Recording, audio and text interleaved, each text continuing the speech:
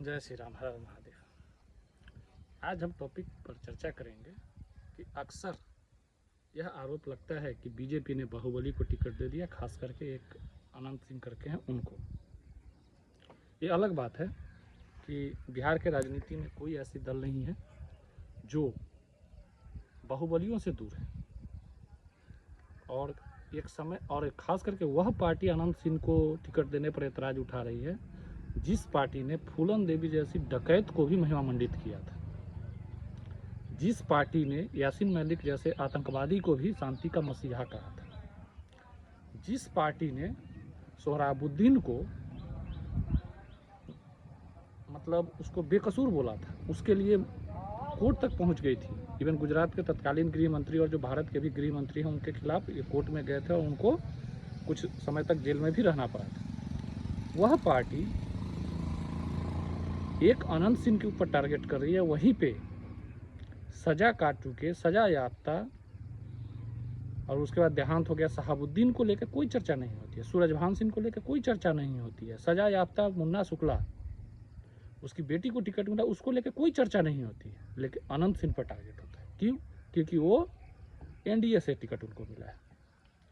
मेरा सवाल ये है, जो लोग ये उठा रहे हैं उंगली कि भाई बीजेपी ने बाहुबली को टिकट दे दिया, अनंत सिंह को टिकट दिया, भाई अनंत सिंह किनके शासन काल में बाहुबली बने? सूरजभान सिंह किसके शासन काल में बाहुबली बना? आनंद मोहन किसके शासन काल में बाहुबली बना? तस्लीमुद्दीन किसके शासन काल में बाहुबली बना?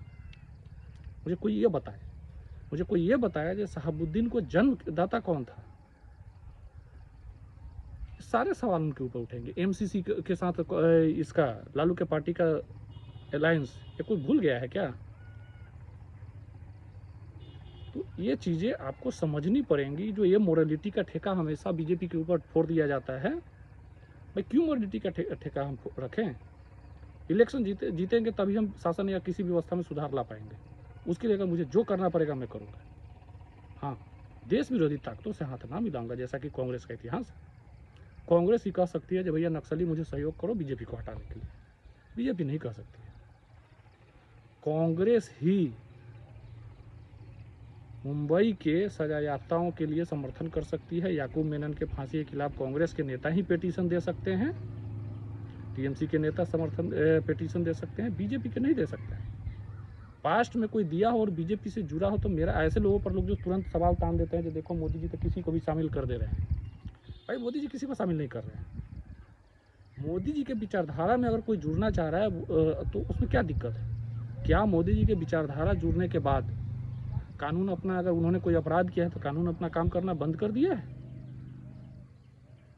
मेरा सवाल ये है कि कल तक अंबानी अदानी को लेकर टारगेटिंग होता था, सडनली ऐसा क्या हुआ जो अंबानी को ये लोग छोड़ने लगे?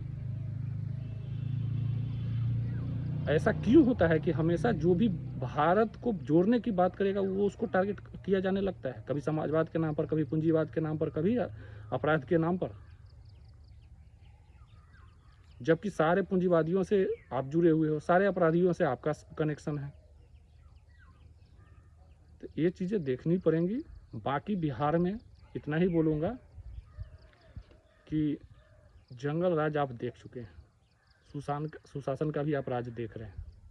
बीच बीच में बिहार के लोगों को बहकाने के लिए कभी प्रशांत किशोर तो कभी पुष्पम प्रिया तो कभी और लोग आते रहते हैं। ट्रैक रिकॉर्ड देखिए, बीजेपी बिहार में पहली बार नीतीश कुमार के साथ शासन में आई थी 2005 में। उससे पहले मतलब 50 से 1947 से लेकर 2005 तक 55 तो 57 साल क्या वो किसी नक्सली से अलायंस करने गया था? जो 5 साल में कांग्रेस कहाँ से कहाँ दिखने लगी। ये चीज़ आपको देखना पड़ेगा कि क्रेडिबिलिटी नाम की चीज़ क्या होती है। दूसरी चीज़, नरेंद्र मोदी जी को जो अपार जन समर्थन मिल रहा है, उसके बाद जो कांग्रेसियों की बौखलाहट है वो जायज़ है। उनका बौखलाहट बहुत हद तक जायज़ है, क्योंकि एक नालायक बिहार में आता है, कभी वो मोजा पहन के कूद जाता है कीचड़ में, कभी नाव से पोखरी में कूदने चला जाता है, 5 मीटर स्विमिंग करके बोलता है देखो मुझे प्रधानमंत्री बना दो। बिहार ऐसे लोगों को ठेंगे के नोक पे रखता है। अब बिहार को पता है कि इनका असली चाल और चरित्र क्या है। बिहार कभी यह नहीं भूलेगा जो कांग्रेस की केरल को एक ऑफिशियल अकाउंट है, जब वो बी फॉर बिहार और बी फॉर बिहारी बोला था।